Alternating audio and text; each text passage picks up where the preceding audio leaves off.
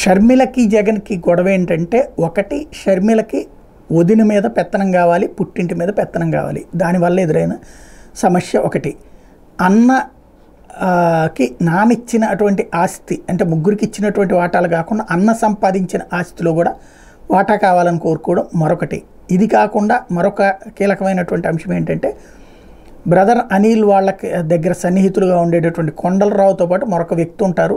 ఆ ఇద్దరు కూడా ఆ ఇద్దరికి కాంట్రాక్ట్లు ఏదైతే గనులు అవన్నీ కూడా ఇప్పుడు ఇసుకిచ్చినట్టుగానే గనులన్నీ వాళ్ళకి ఇచ్చేయమని చెప్తే అందుకు జగన్ నిరాకరించడంతోనే అనిల్ వ్యతిరేకించడం, అనిల్ కారణంగానే షర్మిల కూడా వ్యతిరేకిస్తుంది అన్నటువంటి ప్రచారం జరిగింది. అందులో వాస్తవం ఏంటో కానీ కొండలరావు పేరు ఇప్పుడు తెర మీదకి వచ్చింది.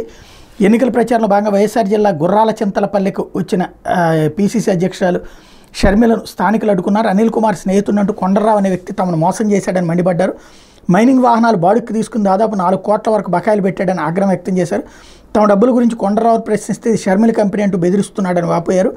వెంటనే తమ బకాయి డబ్బులు ఇవ్వాలని నిలదీశారు. వివరాలు చూస్తే వైఎస్ఆర్ జిల్లా పెండ్లిమర్రి మండలం చాబలి గ్రామంలో బెనిటా ఇండస్ట్రీస్ లిమిటెడ్ పేరిట 163 ఎకరాల్లో ఐరన్ ఓర్ లీజు లభించింది. వేణుగోపాల్ డైరెక్టర్గా ఉన్న ఆ కంపెనీ 203 ఆదిత్య ఎలెట్ బిఎస్ మక్తా సోమాజిగూడ హైదరాబాద్ అడ్రస్లో ఉంది. ఏపీఆర్ 2278 నెంబర్తో మంజూరైనటువంటి లీజు గడువు 2024 నవంబర్ 9వ తేదీ ఉదయం వరకు ఉంది. ఈ ఐరన్ ఓర్ గనుల్లో 10 ఏళ్లుగా జరుగుతున్న మైనింగ్ కార్యకలాపాలను స్థానికంగా కొండరావు అనే వ్యక్తి చూసేవాడు. అతను షర్మిల భర్త అనిల్ కుమార్కి స్నేహితుడిగా చెప్పుకుంటూ స్థానికంగా పరిచయాలు పెంచుకున్నాడు. ఇక్కడ వారి నుండి టిప్పర్లు, ట్యాంకర్లు, బుల్డోజర్లు తీసుకుని మొదట్లో నెలవారీ బాడుగులు సక్రమంగా చెల్లించేవాడు.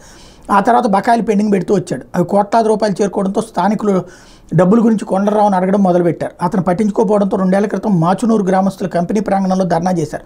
అప్పట్లో సగం డబ్బులు చెల్లించి మిగిలిన తర్వాత ఇస్తానని చెప్పాడు. అనంతరం ఆ డబ్బుల గురించి నిలదీగా షర్మిల కంపెనీది తమాషా చేస్తున్న డబ్బులు ఇస్తాం, వెయిట్ చేయండి అంటూ బెదిరించాడు. ఈ నేపథ్యంలో 6 నెలల నుంచి కొండలరావు కంపెనీ వైపు రావడమే మానేశాడు. ట్రాన్స్పోర్టు, టిప్పర్లు, ట్యాంకర్లు, బుల్డోజర్లు ఇలా బాడుక్కిచ్చిన అందరివి కలిపి దాదాపు 4 కోట్ల పైబడి ఎగ్గొట్టినట్టు బాధితులు వాపోతున్నారు.